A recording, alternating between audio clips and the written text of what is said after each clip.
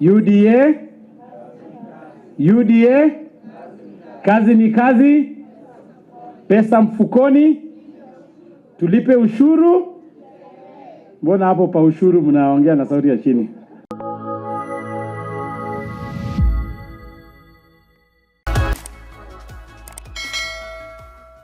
We have already identified all the 47 county offices across this country.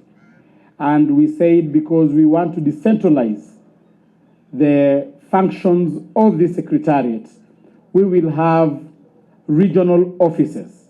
And I'm glad to announce that Nakuru is one of the regional offices that we shall be having in our secretariat.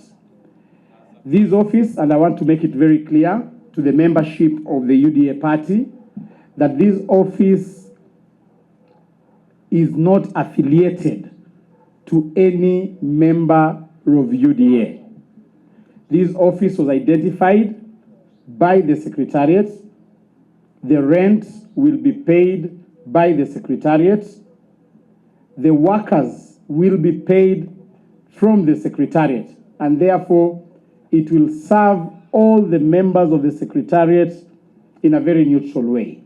So I want to beseech all members of the UDA party in Nakuru County, feel free to access all services that will be offered in this office.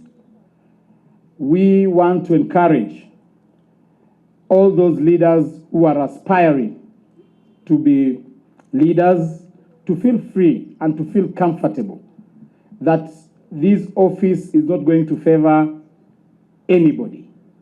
So if you are an elected leader, this office will serve you. If you are an aspiring leader, this office will serve you.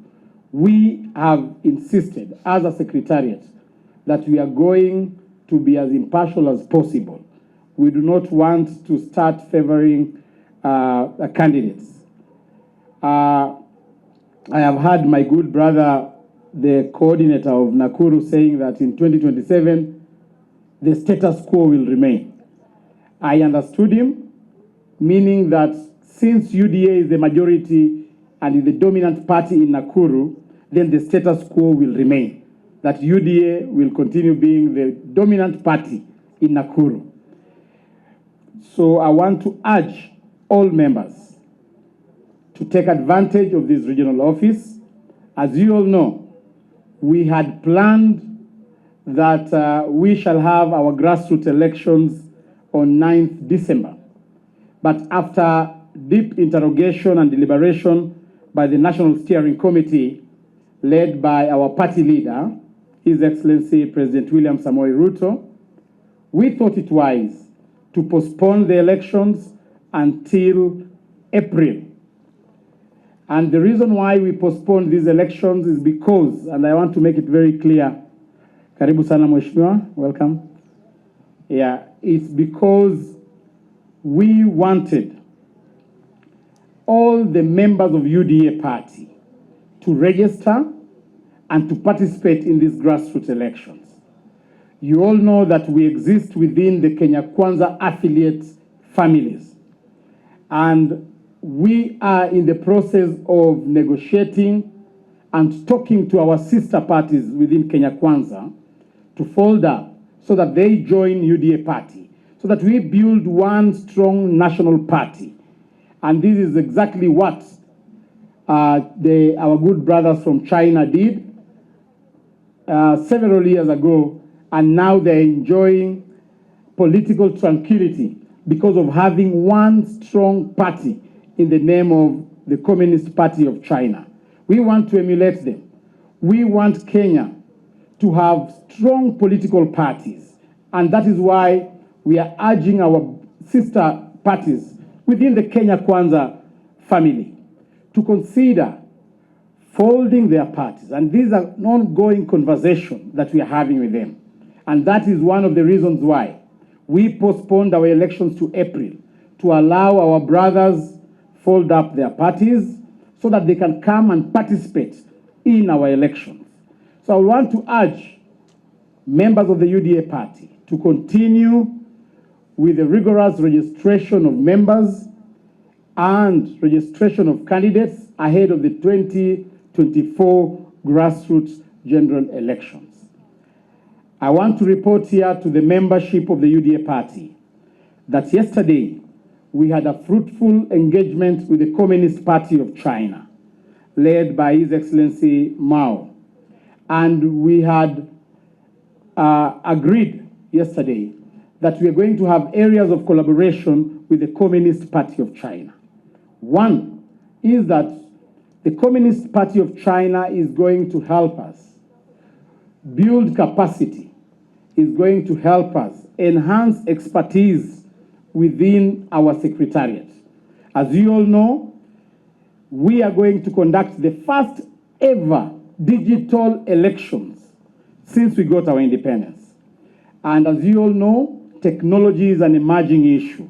We have emerging technological trends, and we need a lot of capacity building from our Chinese brothers, and they have committed that they are going to build capacity in our secretariat. In January, part of our secretariat will be traveling to China on an exchange program just to ensure that we build enough capacity so that we can be able to conduct the grassroots elections in a manner that is free, fair, accountable, and transparent.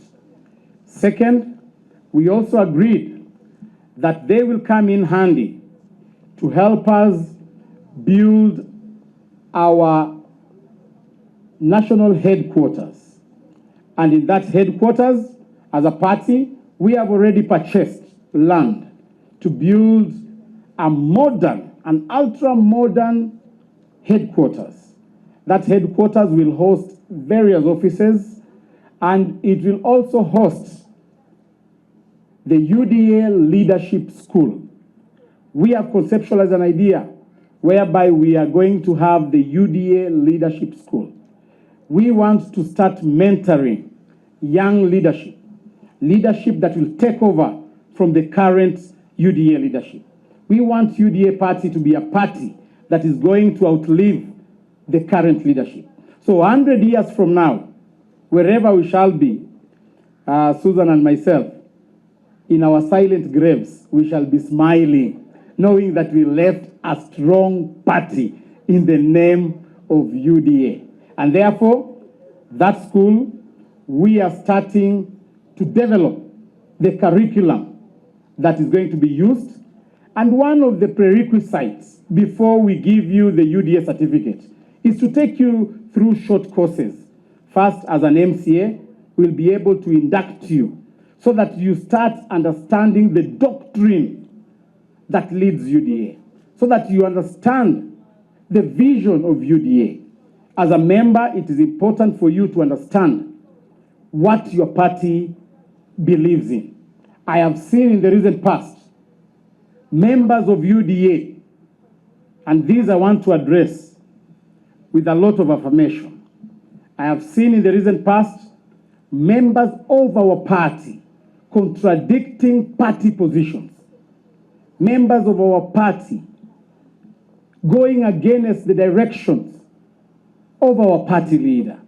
I want to state here very categorically that moving forward, as a party, we want our members to understand the doctrines of UDA.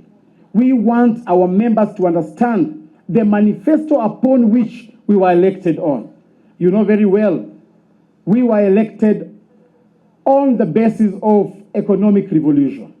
Our country at the moment is not doing very well economically because of our past mistakes. And our leader, the President of the Republic of Kenya, is keen to ensure that we salvage our country from the dungeon of economic depression. He is putting so much in place. You've seen he's introducing so many programs to ensure that we salvage our country from economic depression. And we have our members who do not understand that, going in public, opposing government position. So moving forward, we are going to institute internal mechanism to deal with such members. It's very unprofessional for you as a sitting member of parliament, going to the public to oppose UDA position on certain matters. We have our forums that you can express your dissatisfaction. We always have our monthly parliamentary group meetings. Such platforms are the platforms whereby you can go and express your dissatisfaction to the leadership of the party. But we shall not entertain members of the UDA party to be among the members opposing government programs. But I want to assure Kenyans that all the government programs that the president is floating are coming to help Kenyans. So I want to urge Kenyans to be patient. I know there has been a very loud outcry as pertains taxation. And this is a topic that we should not shy away from speaking. You know very well that this month, our Eurobond as a country is maturing. And this is a financial obligation that we need to undertake, failure to which you know the consequences. So as a country and as the leadership of the country, we decided that the only way for us to meet that obligation is for us to have and save enough funds to ensure that we meet that obligation this year. And therefore, it was important for us to bite the bullet, because dawa ya deni ni kulipa. So I want to urge Kenyans that as a country, we are ready to meet the Eurobond obligations later this month, and you will now see what us meeting that obligation is going to do to our country moving forward. And therefore want to urge our membership. Be relaxed. Kenya is on the right trajectory. Our captain is steady, and our vessel is going to reach the desired destination. So relax. Relax. Lastly, I want to thank the governor of Nakuru County. This is a steady lady. I remember when we were in the Senate, she was among the people who fought for this liberation that we're enjoying right now. She was vindicated. She was impeached from her position as a chief whip, but she did not lose hope. I want to urge the Kenyan girl child to look at our governor as a role model. A woman who does not wait to be given things for free.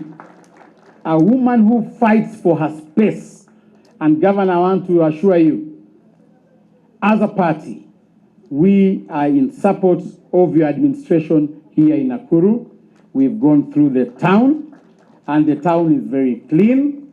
Nakuru is among the stable counties that we have under the leadership of a woman.